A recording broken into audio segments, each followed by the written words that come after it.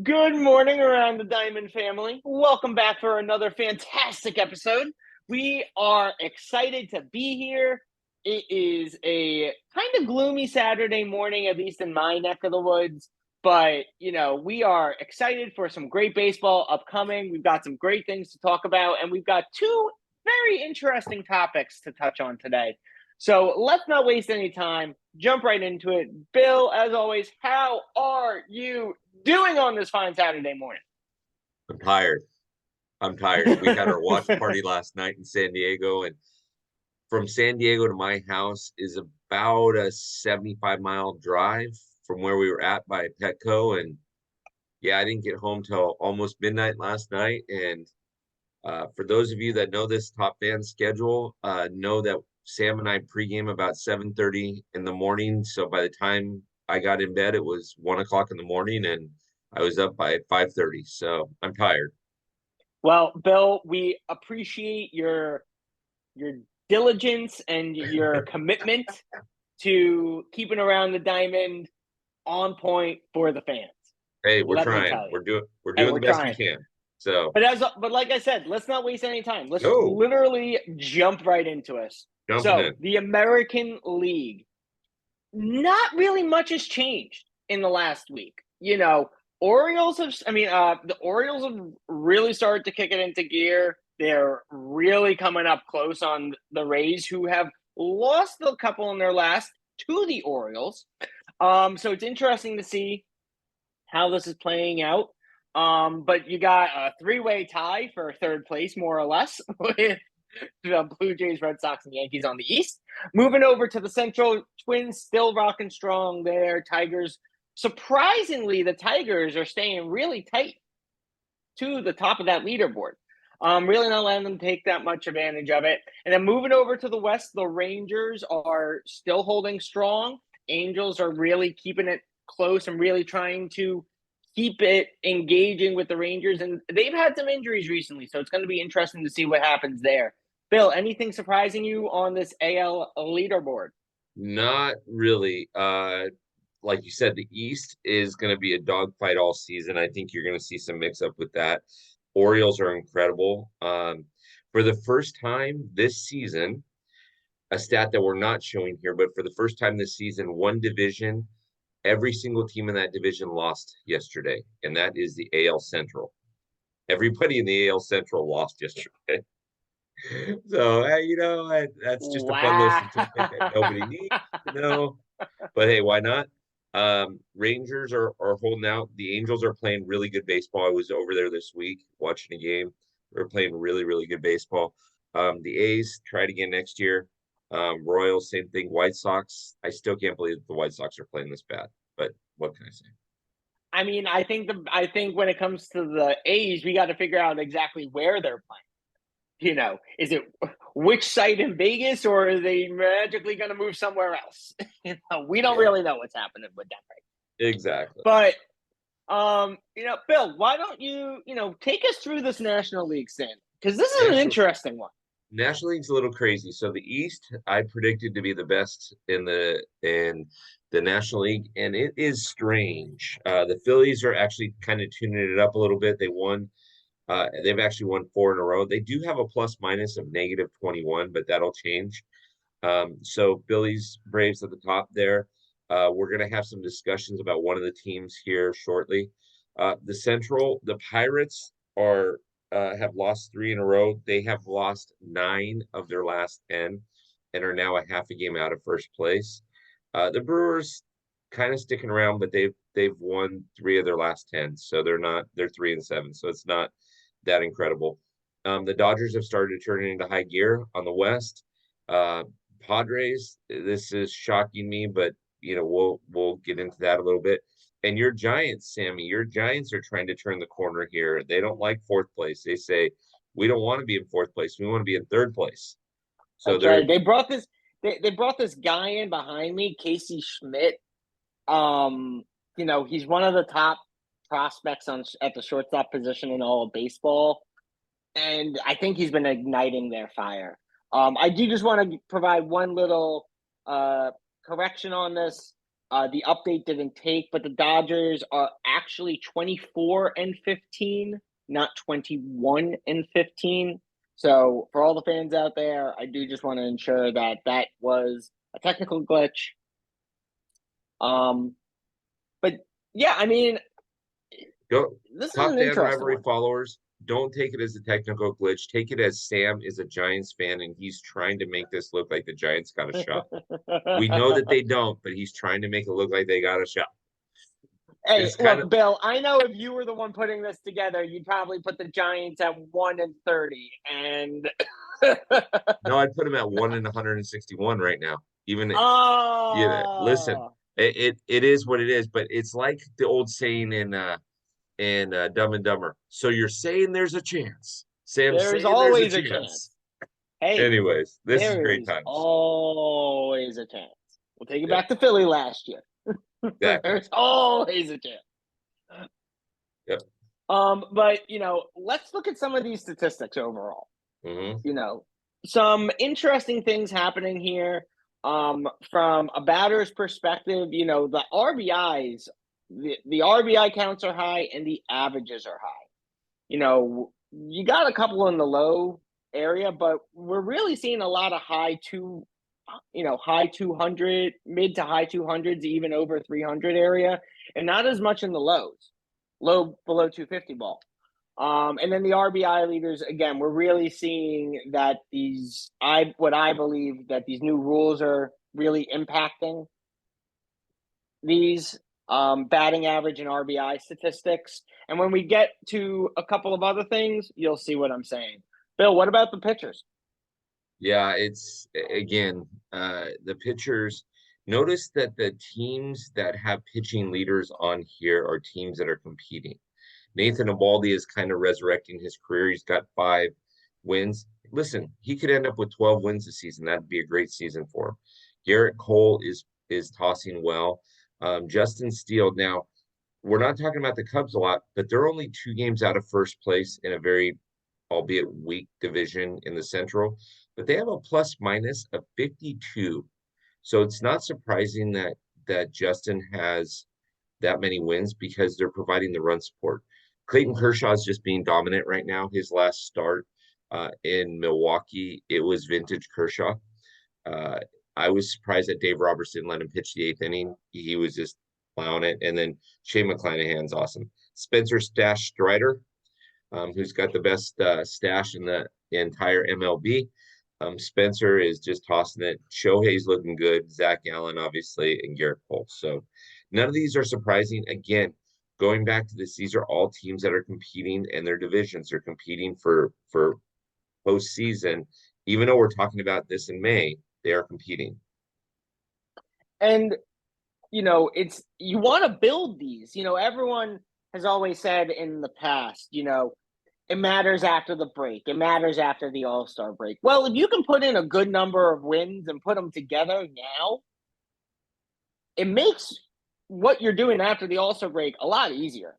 Mm-hmm. What do you Mm-hmm. think? Mm-hmm. Would you say that's right, Bill? Yeah. Yeah, I said mm-hmm. Oh. Mm-hmm. Wasn't sure. It was like a Mm-hmm. Wasn't sure what you were talking about there. Listen, I told you I'm But tired. You never know what's going to come out, today. that's fair. That's fair. Now let's take a look at the stolen base count. There really wasn't many changes to this leaderboard.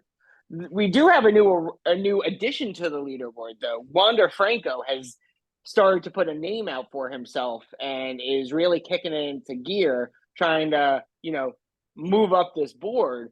But we went again another 120. We increased our stolen base count by 120 in a week. Mm-hmm. In a week, we went up 120, and we're only 47 games into the season at this point, approximately. Yep. Yep. Between 43 and 47 games in. Yeah.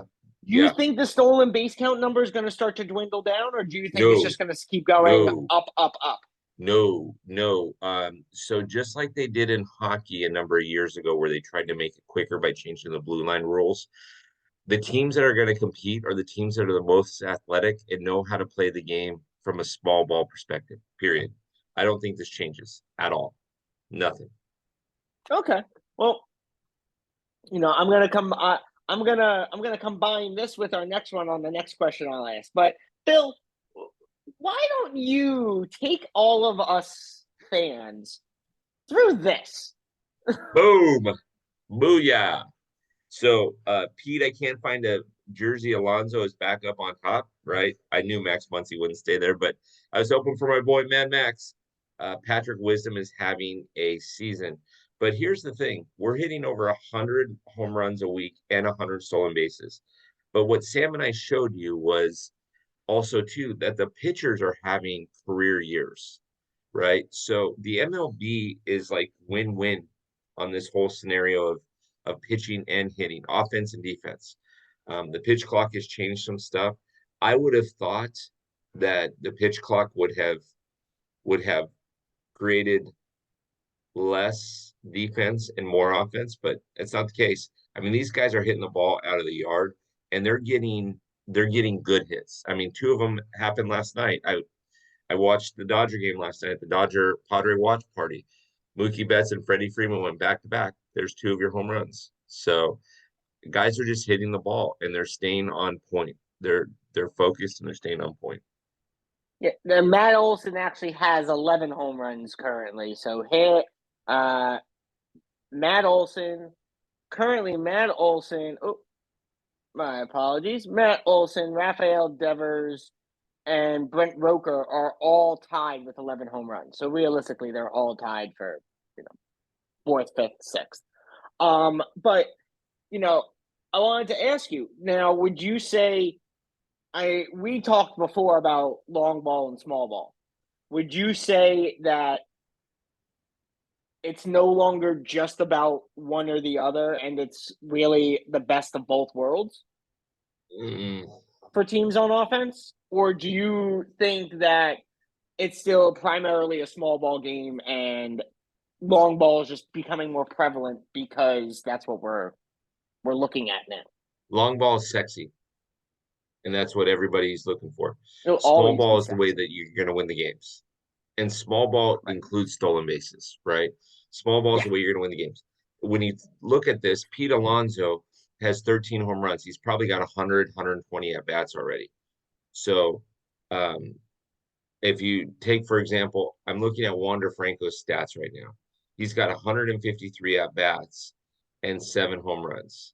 So if you look at Pete Alonso for a second and look and say, okay, gee, how many at bats does Pete Alonso have? Right. So we're looking at his at bat count is 145.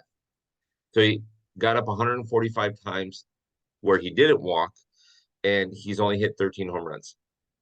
That's not good. You still need the small ball. So to answer your question, chicks dig the long ball, as the commercial said in the 90s, but small ball is going to be the only way you're going to win. That's true. I think, as I mentioned before the show started, I think batters are taking advantage of pitchers getting tired quicker with the new pitch clock and taking advantage of getting that home run with the small mistakes that they're making. And then when these starting pitchers are fresh and these relief pitchers are fresh coming in, they're playing a lot more small ball to increase that Yep. run total. Agreed. So I agree with you. I think it's the best of both worlds. I think we're seeing about 60 to 65% small ball and the other 35 to 40% long ball. Yep. Absolutely. So, Absolutely. we didn't have a huge injury report this week. Luckily, a lot of players were able to stay healthy. We only got 2 pitchers out for the season this week, which was a change from last week where we had 6. I think the most surprising thing for me on this list, because I don't think we need to go through all of them. The 2 that for me are, I guess, the most surprising are Max Friedman in Atlanta. That forearm injury as a pitcher Max can. Fried. I'm sorry, Max Fried in Atlanta. That forearm can really kill you, especially if you can't get it tweaked right. And then the unsurprising one is Jake DeGrom injured again. Yeah. Yeah. Guy Jacob IL DeGrom. So, Any besides Jake on here, is there any that you're like, this is a hit for their team? Yeah, Or Jose for Houston. That's a big hit, and so is Kyle Wright. okay. Now, what about Eloy? I mean, Chicago White Sox aren't playing great right now, but with Eloy being out, he has been what's been kind of keeping that team going. So Yeah, do you think yeah. this puts them even more on a downward spiral? No, no. I think they're down on spirals. They're not learning how to play together. They're not learning how to hit at the right times. And I'll be totally honest with you. If you're going to win baseball games this season, you need to hit with runners in scoring position. You need to put people on, and they're just not doing that. They are Right. just flat out not doing that. And so, and they've got a relatively nice schedule for the month. They play the Astros, but then they play the Guardians, they play the Royals, they play the Guardians, they play the Tigers. So they're playing teams that they could beat, yet they're not playing well ball. So I don't Yeah. think they're Make going. Yeah, well, hopefully some of these guys that are really impact players for their teams can come back and we can, see some good things happening. I'd like to see Adrian Smith, Samson come back for Chicago and really see them make a run. Yeah. I'd like to see the Central. Honestly, I'd like to see the NL Central between the Brewers, Pittsburgh, and the Cubs really heat up Yeah. next Yeah. month. I think it's going to heat up high in the Both next month. both central divisions you can win with 85 wins. Yes, That's I'll how bad agree they to are. that. But I think what I would say is that I think the NL Central is going to be more of a dogfight than the Yeah. AL Central. Probably, yeah. You know, Probably. Yeah. you got three teams. Between the Cubs, between the Cubs, the Pirates, and the Brewers, they're all over 500. They're 500 or up. Yeah. So it's Yeah. going to be nice to see. But Yep. we we got some interesting topics to talk about today. So the Yeah. first topic we're going to talk about, we talked about one team last week and what was going on with them, and we still don't know what's happening with them. Aaron Judge posted on Instagram, they're like, "Oh, the team is back." They're still not back. They're still slumping. But Bill, what's happening, Queens? Ah, What's happening the in Queens? topic. Yes, I have a couple of Mets fans from Top Fan Rivalry that'll be doing podcasts here pretty quick, maybe doing a live even. And I got to tell you, I don't know. I don't know the identity of this team because I picked them to win that division. They're 19 and 20. They have a plus minus of 14, negative 14, and they're getting beat by teams that they should not be getting beat by. Uh, Max being, a little tightened and missing one of his starts. Justin Verlander finally coming back. But I don't know. I don't understand the identity. They've got the tools. I just don't understand the identity. So Do you think? Would you say that in certain situations, maybe in the New York Mets situation, too many big names is too much for a team? so we're going to talk about that with the next group that we're talking about. But no, I don't think that this is that case. Um, I mean, you have two really big names on the bump, right? And you've got a One couple of of big, which may be done for the season, with just how consistently he's been getting hurt. right? And so you have two big guys on the bump. Offensively, it's Pete Alonso, right? And you got Lindor, but it's Pete Alonso. Now Brandon Nemo and Jeff McNeil and guys like that, those are guys that you hear about, but nobody's saying, "Hey, Jeff O'Neill and the Mets are coming to town." Pete Alonso, and Pete Alonso's having his typical season, and Yeah, so I mean, it you mentioned Lindor. Just looking at his stats just for this year so far. He's at 148 at bats. He's got 23 runs, and he's only got 33 hits. yeah, Like and 4 stolen bases, 30 RBIs, which for him is like below average. well, You know, and 4 stolen bases, which is well below his average. so you look at their month of May. They lose a doubleheader to the Tigers. Then they lose the third game they effectively get swept by the Tigers. They lose 2 out of 3 against the Rockies. They lose. They split a 4-game series. I'm sorry. They lose 2 out of 3 with the Reds. Okay, those are teams that you're supposed to beat. Those are teams that are rebuilding, that are finding identities. Those are teams you're supposed to beat. They barely squeaked by the Nationals. Come on, it doesn't get any easier than that. I mean, it's spoon fed to you. The Tigers and the Rockies and the Reds. Come on. So I mean, now, last thing I want to ask you on this: are the Mets buyers, sellers, or standstill at the deadline? yes. All three? So it depends on where they're at the deadline. If they're 2 games under 500 and 9 games out, they're sellers. If they can sniff a wild card spot or a postseason berth, they're buyers, right? But it all depends. Like, what's going to happen in the month of May? Can they turn it around? Can they turn around in the month of June? Who knows? So my argument to that is let's see. Let's see where So, they're at. so my quick part two to this question is: what's the deadline date you give the Mets before they make that decision as being buyers, sellers, or standstill? Do you give them till the Uh, middle of June? Do you give them till the end of the month? no, Like, I give them 1 more month. I give them till the middle of June. And in okay, the that's middle of fair. the and if in the next 30 games they're 15 and 15, which would, bring them to like 34 and whatever, It'd still be you a would still losing have record, losing but keep record. going. Yeah. Yeah, exactly. So it's yeah. Do you say then you stand still, maybe sell a couple of pieces to get some use and just start building money? Yeah. Yeah. Yeah. Good call. To possibly get Shohei in the offseason, which I don't think will That's not happen. gonna He's not gonna go there. No. But So our second topic is this one. You got Murderers Row on your left, or my left. Everyone else is probably right. I don't know. And then you got the Padres stars. The basically $1 billion bunch on the other side of the table. Yep. But why is it that the Padres, with all of the star talent, all of the power, and all of the investment, can't compete with guys like the Murderers Row, who were making not even a percentage point of what these guys are making?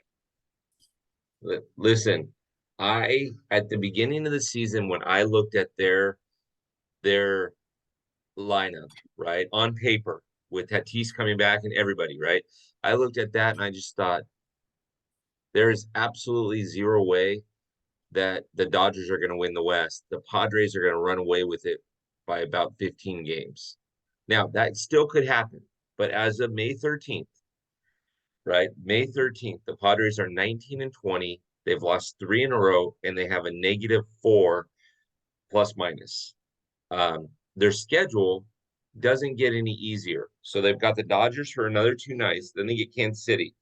Then they get Boston, Washington, that's fine, and then New York. And so they have to. I was at the watch party last night and I asked a Padre fan straight up, what's going on? And he says, I wish I could tell you. Padre fans are stumped. They don't know Yeah. what's going on. I don't know what's going on. This group is fun to watch. They are 100%. They play with flair. They play with flash. They're fun to watch. Period. They're just not getting it done. I don't know.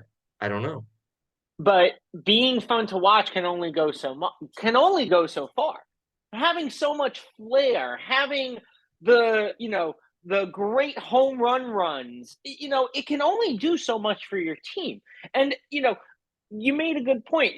Let's look at the next couple of games for the Padres. Washington is coming off of a 6-4 in their last 10 games. So Washington is, while statistically not even close to picking up or competing with the Padres, Washington is putting it together.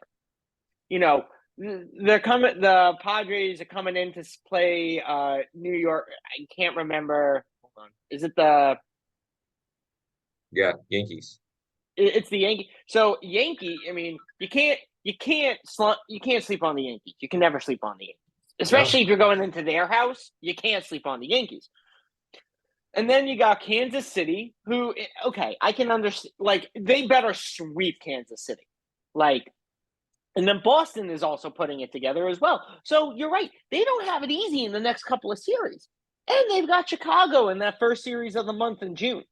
And that is definitely not going to be easy for them. That's going to be probably one of the hardest series next to the Dodger series they have in the next 4 weeks. Yep. Yep. And So, the fans are expecting a lot, and they're not delivering.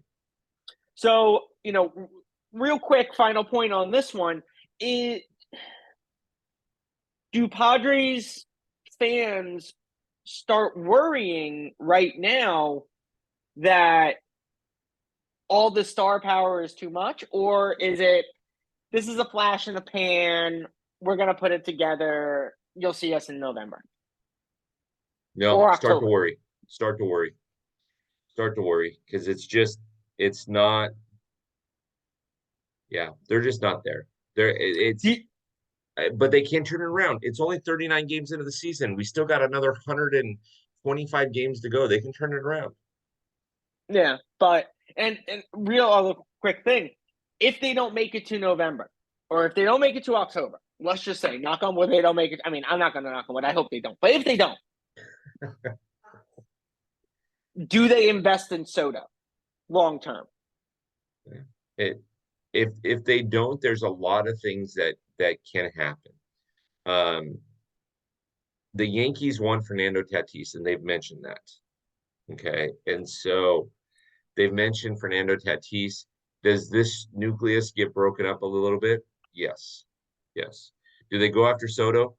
Sure, but does he stay? Right? Does he stay, or does he go to He's in Philadelphia? Does he go to a place where he can compete? Does he go to Queens? look, Like what? and in all honesty, look, he could he could go to San. He's so young, he could go to San Francisco and become their name player for a 10-year period Mhm. because they would invest the money in him. They tried to do it with Aaron Arson Judge. They could easily do it with Juan Soto. But we could talk about this all day long, and we got some great topics coming up next week. But talking about next week, Bill, take us through the schedule, sir. Uh, Very quickly, Monday's me, Tuesday is a new Astros fan. Wednesday, we go through the numbers again. Who's the best at wore specific jerseys? Uh, Thursday, we have a Padres fan, not an Astros fan named Aaron. And then Friday, we also have another Padres fan. So we're wrapping up that rivalry week. Yes. And then top fans, around the diamond fans, don't forget if you are in the Atlanta area, the next watch party is going to be outside the Atlanta Braves Stadium when it's the Braves playing the Phillies in Philadelphia. It's going to be June 20th, the day after my birthday. Feel free to send me some gifts. I am not going to oppose to it.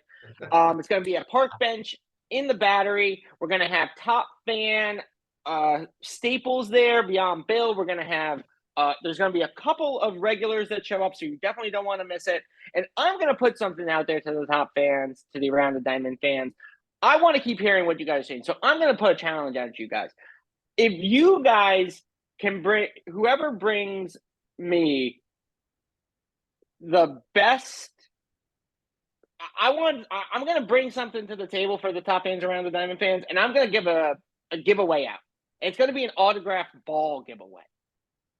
So I'm putting it out there right now. This is going to get posted on Top Fan. I'm going to post it on mine. It's going to be everywhere. There's going to be a signed ball giveaway coming in the next 2 to 3 weeks.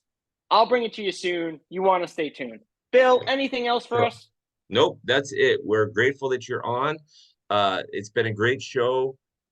Pay attention to the Padres, pay attention to the Mets, see what's going on. Thanks for the I look forward to seeing about this autograph ball, and we will see you guys soon. Thanks for the See you on the time. field.